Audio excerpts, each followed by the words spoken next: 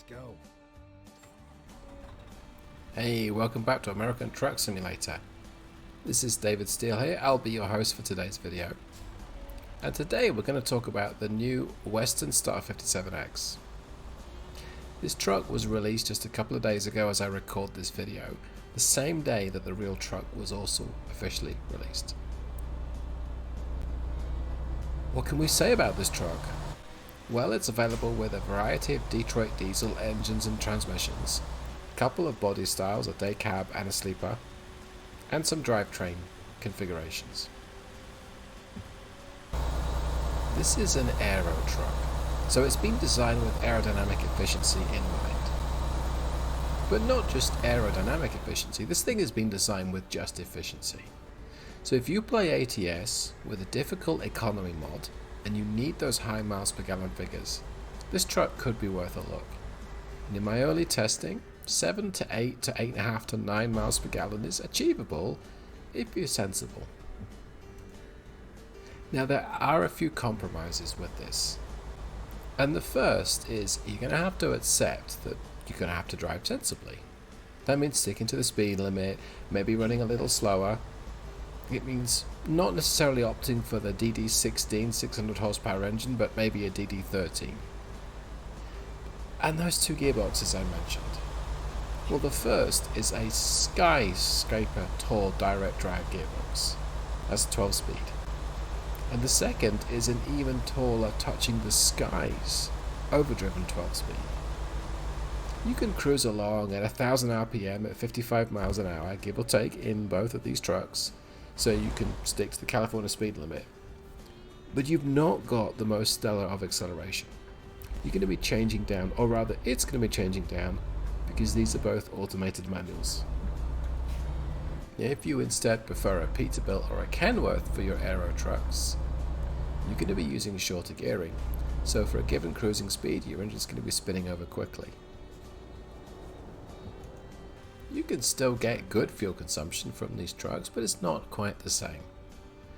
So in a way, the 57X, and I do think this is a handsome truck, but it's inspired me to mod the Kenworth T680 and the Peterbilt 579, add a real world engine, a real world transmission, and see if I can get something that is as good to drive as the 57X, caveat, tall gearing, with the badge I want.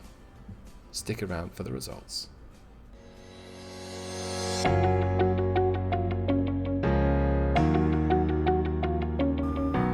Alright, here we are. Here is my Kenworth T680, similar to the one I've been using for testing recently. Just to stop that wretched reversing beeper. I've made the cabin the long wheelbase, the high roof model. Same color, because who doesn't like yellow? And we are using a engine based on the PACCAR MX-11. So that's a slightly smaller engine compared to the MX-13.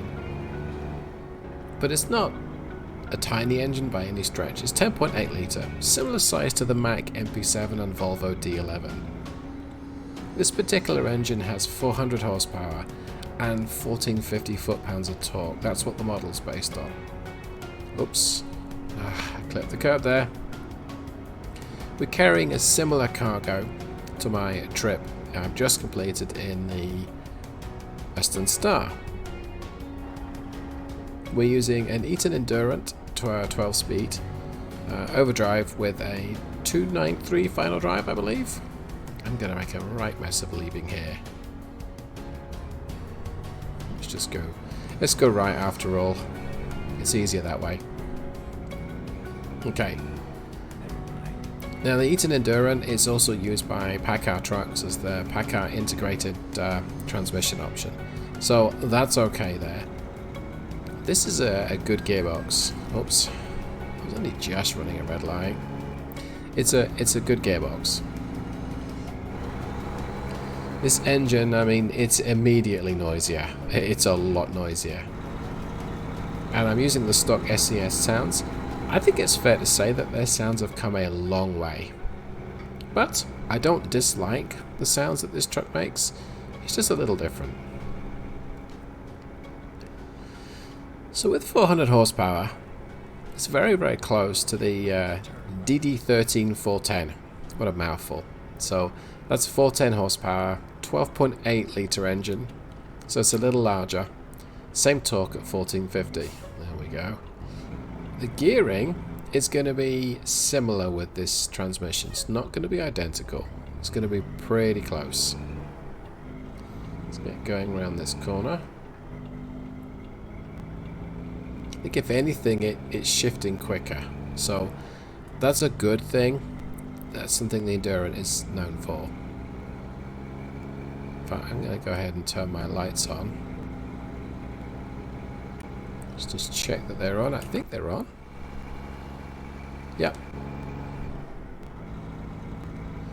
We're going to trundle through here now. It says my speed limit's 55. I will not be trying to do 55 along this stretch. I think I'll stick with... we'll tap it up to 30. Yeah, what an assault of noise. So far, so good. It's a 34,000 pound cargo. It's not exactly a heavy load by any stretch. And I don't have an instantaneous fuel consumption readout in a Kenworth. So that means I gotta wait right until the end of the trip to see how well I did. I think it's gonna get noisy when we reach 55. But let's give that a second. I turned in too early there, I'm sure. Alright, let's go. Tell the world we want to merge. Nothing in the left lane. Okay. So I'm not sure if it will select top gear or 12th gear automatically, or if I gotta just shift it up.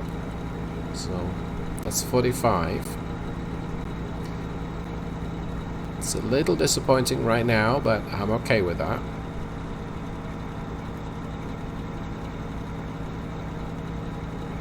Okay, everybody lean forwards, or lean back. There we go, it's picking up speed now. Is it going to shift? That's 50. It may not shift by itself. Oh, there we go. Okay. So that's going to be, what, 1,050 RPM at 55, give or take? Okay. Alright, well, we've got a short trip to do. I will accelerate time through it, and let's see how well we do once we get to Los Angeles.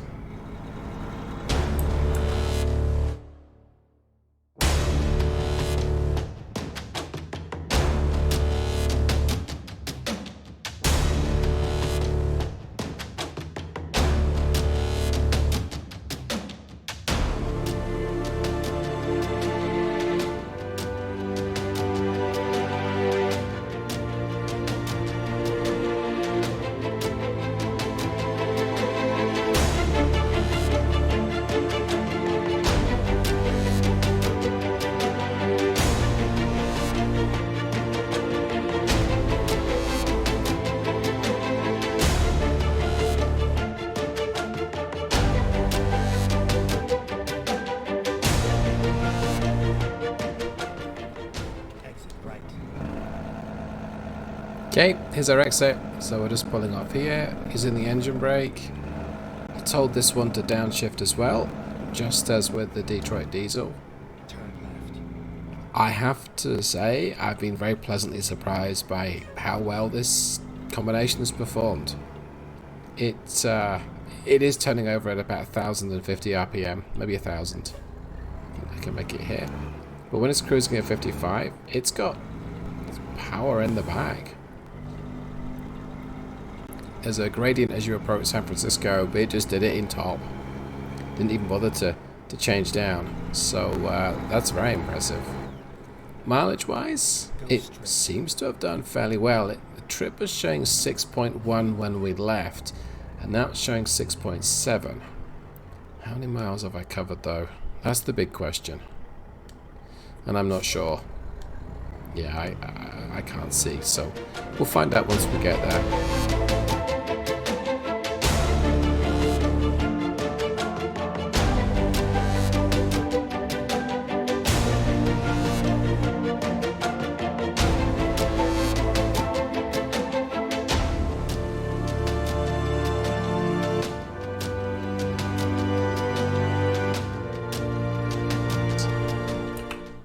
think this thing has a certain charm. It's a little dumpy looking from some angles, but I like it. Oh, and everyone's gone. Whoops. Oh yeah, and it's a little noisy. I might get a ticket for this. Oh, I didn't. Must be Los Angeles, everyone. Okay, so I'm definitely going to get a ticket if I run this red light, so let's stay off that.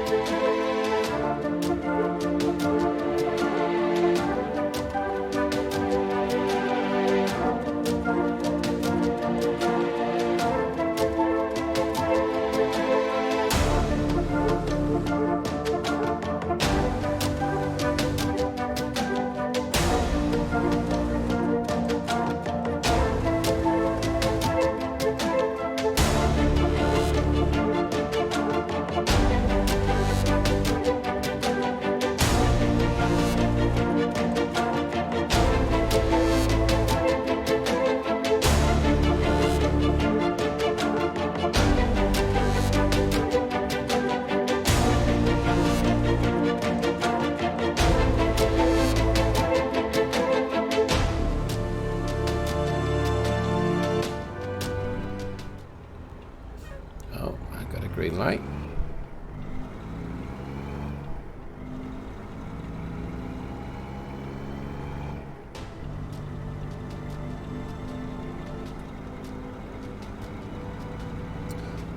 Well, there's the World of Trucks sign up on the mountain up there. It would say Hollywood in the real thing, but that's okay. I know where we are. Left turn here. I suspect their headlights are better in the 57X.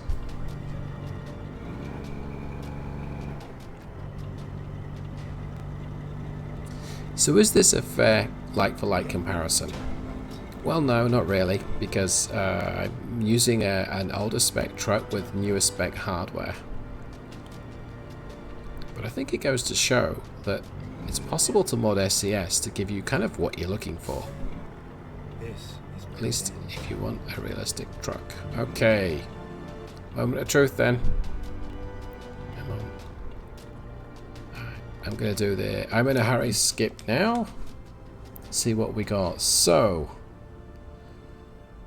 125 miles, 17.3 gallons. I did 127 miles and 17 gallons last time. So I'm going to get slightly less.